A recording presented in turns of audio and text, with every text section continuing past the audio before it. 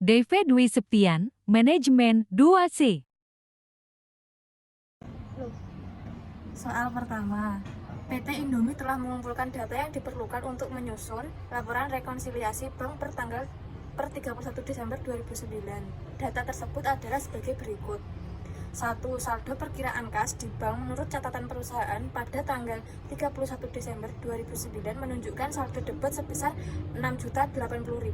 Sedangkan rekening koran pada tanggal yang sama memperlihatkan saldo kredit sebesar 5.787.000. Soal kedua, pembayaran utang kepada PT Jaya sebesar 3.650.000 dengan menyerahkan cek nomor AGH strip 052 oleh perusahaan dibukukan sebesar 6.350.000. Soal nomor 3, setoran uang ke bank pada tanggal 31 Desember 2009 sebesar 2.930.000 baru dibukukan oleh bank yang bersangkutan pada tanggal 2 Januari 2010. Soal nomor 4, rekening koran menunjukkan adanya penerimaan tagihan dari PT Greker sebesar Rp1.850.000 pada tanggal 27 Desember 2009. Bank memperhitungkan biaya penagihan sebesar Rp50.000.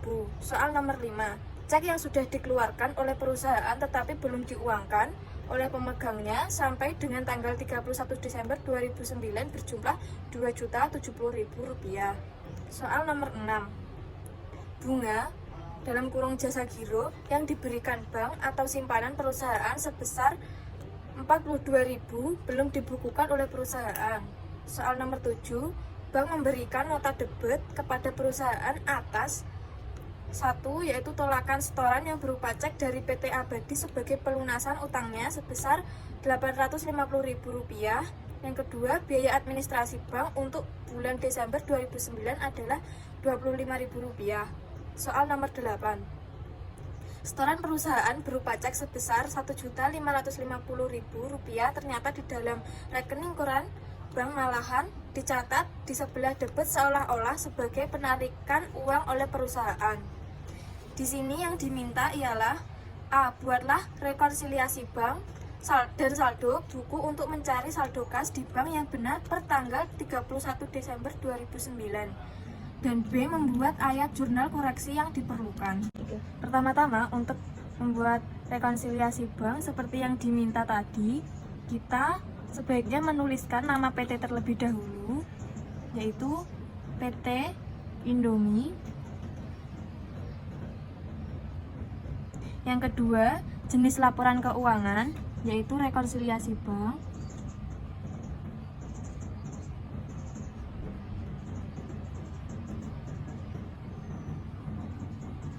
Lalu periode, yaitu tanggal 30 Desember 2009. Soal pertama yaitu saldo perkiraan kas di bank menurut catatan perusahaan pada tanggal 30 Desember 2009 menunjukkan saldo debit sebesar Rp6.080.000, sedangkan rekening koran pada tanggal yang sama memperlihatkan saldo kredit sebesar Rp5.787.000. Di sini kita menuliskan saldo pada bank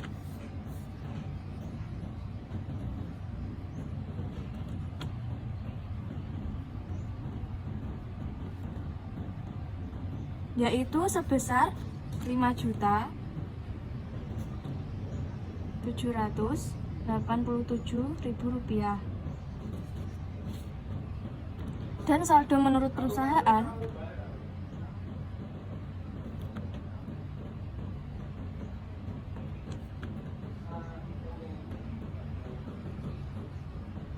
yaitu sebesar Rp6.080.000. Soal nomor 2, pembayaran utang kepada PT Jaya sebesar Rp3.650.000 dengan menyerahkan cek nomor AGH strip 052 oleh perusahaan dibukukan sebesar Rp6.350.000. Di sini kita mencari selisih. Jadi yang kita tulis yaitu adalah kesalahan pencatatan di perusahaan.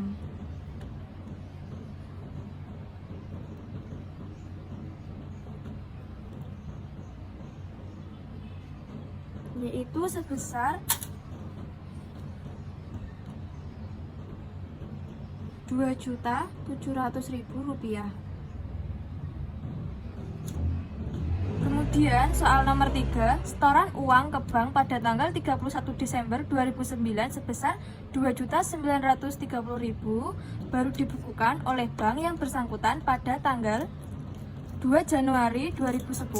Jadi soal nomor 3 ini dia masuk ke dalam bank, yaitu dengan keterangan setoran dalam perjalanan.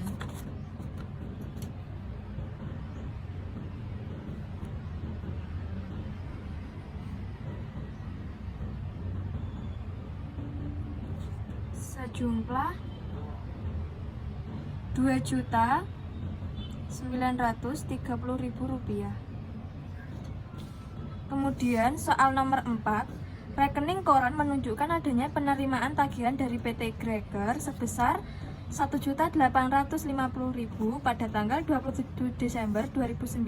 Bank memperhitungkan biaya penagihan sebesar Rp50.000. Jadi di sini masuknya adalah ke dalam perusahaan, saldo perusahaan, yaitu biaya penagihan sebesar Rp50.000.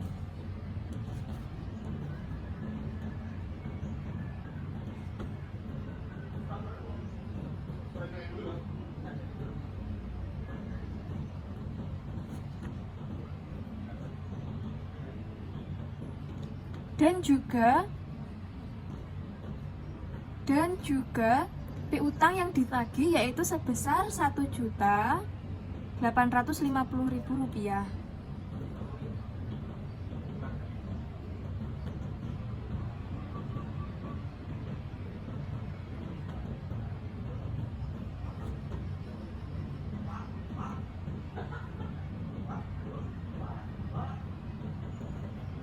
Kemudian soal nomor 5, cek yang sudah dikeluarkan oleh perusahaan tetapi belum diuangkan oleh pemegangnya sampai dengan tanggal 31 Desember 2009 berjumlah Rp2.070.000, yaitu masuk ke dalam saldo bank dengan keterangan cek yang sudah keluar.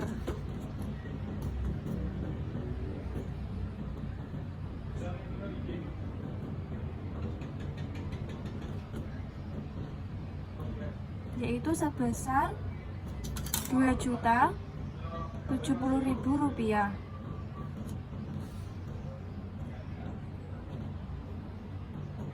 Kemudian soal nomor 6, bunga jasa giro yang diberikan bank atas simpanan perusahaan sebesar Rp42.000 belum dibukukan oleh perusahaan. Ini masuk ke dalam saldo menurut perusahaan dengan keterangan yaitu jasa giro.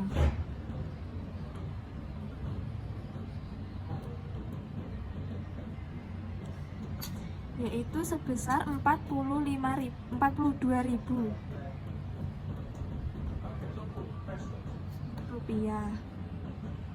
Selanjutnya yaitu nomor 7, bank memberikan nota debit kepada perusahaan atas satu tolakan setoran yang berupa cek dari PT Abadi sebagai pelunasan utangnya sebesar Rp850.000, yaitu masuk ke dalam saldo menurut perusahaan.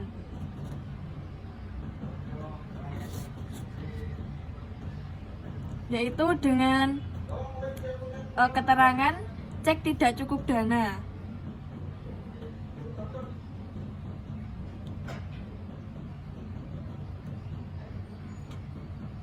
Yaitu sebesar Rp850.000.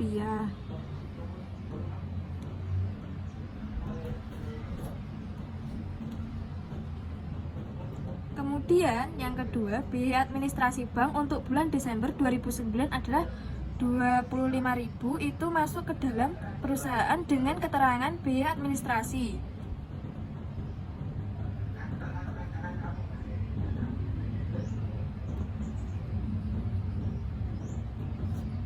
Itu sebesar Rp25.000. Kemudian yang nomor 8. Setoran perusahaan berupa cek sebesar 1.550.000 ternyata dalam rekening koran bank malahan dicatat di sebelah debit seolah-olah sebagai penarikan uang oleh perusahaan. Di sini saya akan mencontohkan caranya mencari seolah-olah debit, ini debit, kredit,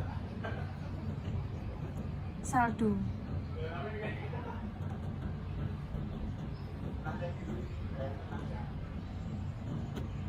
Seandainya saldo itu 10 juta, kreditnya juga 10 juta, tapi pada bank itu ditulis sebesar Rp1.550.000 dan seharusnya saldo yang benar yaitu Rp11.550.000. Maka bagaimana kita mencarinya, yaitu dengan cara 1.550.000 ini kita kalikan 2, yaitu jadilah Rp3.100.000.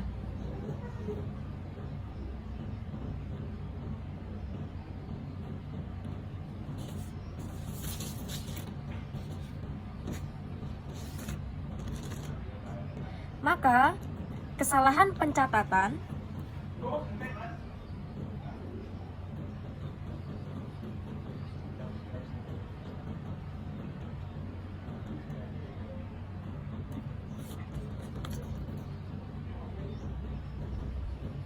mohon maaf salah ya kawan-kawan. Ini masuk ke dalam bank yaitu sebesar Rp3.100.000. Selanjutnya yaitu kita menjumlah total antara saldo menurut bank dan saldo menurut perusahaan dengan keterangan yaitu saldo yang benar di bank yaitu sebesar Rp9.747.000. Sedangkan saldo di perusahaan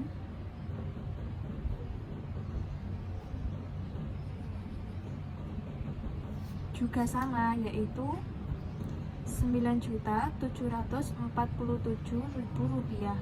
Jadi saldo di bank dan saldo perusahaan itu balance. Selanjutnya yaitu jurnal koreksi. Jurnal koreksi yang kita ambil hanya pada transaksi perusahaan, bukan transaksi pada bank. Pada nomor 2, 4, 6, dan 7. Soal nomor 2 yaitu pembayaran utang kepada PT Jaya sebesar Rp3.650.000 dengan menyerahkan cek nomor AGH strip 052 oleh perusahaan dibukukan sebesar Rp6.350.000.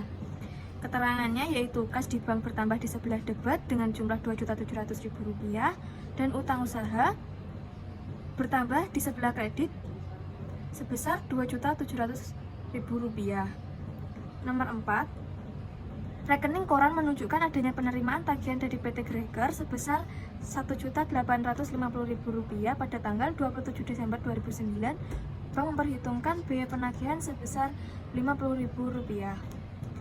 Yaitu keterangannya biaya penagihan bank bertambah di sebelah debit senilai Rp50.000 dan digabungkan dengan nomor 7, biaya administrasi bank untuk bulan Desember 2009 adalah Rp25.000, yaitu biaya administrasi sebesar Rp25.000 di sebelah debit dan kas di bank di sebelah kredit sejumlah Rp75.000. Yang nomor 6, bunga jasa giro yang diberikan bank atas simpanan perusahaan sebesar Rp42.000 belum dibukukan oleh perusahaan. Jadi, kas di bank bertambah sebesar Rp42.000 di sebelah debit dan pendapatan bunga berkurang bertambah di sebelah kredit yaitu sejumlah Rp42.000. Soal nomor 7 yaitu tolakkan setoran yang berupa cek dari PT Abadi sebagai pelunasan utangnya. Di sini keterangannya yaitu piutang usaha di sebelah debit bertambah sebesar Rp850.000 dan kas di bank juga bertambah sebesar Rp850.000. Untuk soal nomor 4, rekening koran menunjukkan adanya penerimaan tagihan dari PT Greger sebesar Rp1.850.000 pada tanggal 27 Desember 2009. Bank memperhitungkan biaya penagihan sebesar Rp50.000. Di sini perusahaan meminta tolong kepada bank untuk piutangnya sehingga kas bertambah, piutang usaha berkurang. Keterangannya, kas di bank di sebelah debit bertambah Rp1.850.000 dan piutang usaha berkurang sebesar Rp1.850.000. Jadi total keseluruhannya yang di sebelah debit yaitu Rp5.517.000 dan di sebelah kredit yaitu Rp5.517.000. Jadi antara debit dan kredit totalnya itu balance. Selanjutnya yaitu contoh kasus hutang dagang. Perusahaan ABC membeli barang dagangan dengan harga Rp500.000 dengan syarat 2/10 N/30. Yang dimaksud di sini 2% dari 10 hari dalam jangka waktu 30 hari. Pencatatan transaksi di atas bila didasarkan atas nilai bruto dengan menggunakan metode fisik adalah seperti berikut. Pembelian bertambah di sebelah debit yaitu sebesar Rp500.000 dan hutang usaha bertambah di sebelah kredit yaitu sebesar Rp500.000. Bila pelunasan dilakukan dalam jangka waktu 10 hari atau kurang, jurnal untuk mencatat transaksi pelunasan sebagai berikut. Hutang usaha pada debit berkurang yaitu Rp500.000 dan potongan pembelian di sebelah kredit bertambah yaitu Rp490.000. Cara mencarinya yaitu agar 10.000 yaitu 0,02 dikali 500.000 hasilnya yaitu Rp10.000. Pada saat jatuh tempo tanggal 31 Agustus 2002, misalkan perusahaan A melunasi hutangnya akan dijurnal sebagai berikut. Yaitu tanggal 31 Agustus, keterangan promes berada di sebelah debit berkurang yaitu Rp500.000. Kemudian beban bunga bertambah di sebelah debit yaitu Rp15.000. Kas pelunasan wesel yaitu sebesar 515 dengan mencarinya yaitu 3 kali 12 kali 500.000 yaitu hasilnya adalah 500 yaitu hasilnya adalah Rp15.000. Apabila transaksi pembelian barang dagang terjadi pada tanggal 1 November 2002, maka diperlakukan ayat jurnal untuk mencatat beban bunga dan beban yang masih harus dibayar atau hutang bunga sebagai berikut. Yaitu tanggal 31 Desember, keterangan beban bunga bertambah di sebelah debit sebesar Rp10.000. Kemudian hutang bunga juga bertambah di sebelah kredit sebesar Rp10.000 dengan perhitungan yaitu 2 kali 12 kali 500.000 per 12 kali 100 sama dengan 10.000. Sehingga pada saat pelunasan tanggal 31 Januari 2003, perusahaan akan menjurnal sebagai berikut. Tanggal 31 Januari, promes wesel berbayar berkurang di sebelah debit sebesar Rp500.000. Kemudian beban bunga bertambah di sebelah debit sebesar Rp5.000 dan hutang bunga bertambah sebesar Rp10.000. Kemudian kas pelunasan hutang wesel bertambah di sebelah kredit yaitu Rp515.000. Kemudian yaitu contoh pada tanggal 2 Juni 2002 perusahaan ABC mendiskontokan wesel yang bernilai Rp500.000 dalam jangka waktu 90 hari. Tingkat dikonto 12%. Transaksi di atas oleh perusahaan ABC dicatat pada tanggal 2 Juni 2002 dengan jurnal sebagai berikut. Tanggal 2 Juni dengan keterangan kas berada di sebelah debit, yaitu bertambah Rp485.000. Kemudian di konto wesel berbayar berkurang di sebelah debit, yaitu sebesar Rp15.000. Kemudian wesel berbayar yaitu di sebelah kredit bertambah Rp500.000 dengan perhitungan 500.000 dikali 0,12 dikali 90 per 360 hari. 360 hari itu sama dengan 1 tahun. Sekian penjelasan dari saya tentang rekonsiliasi bank. Terima kasih.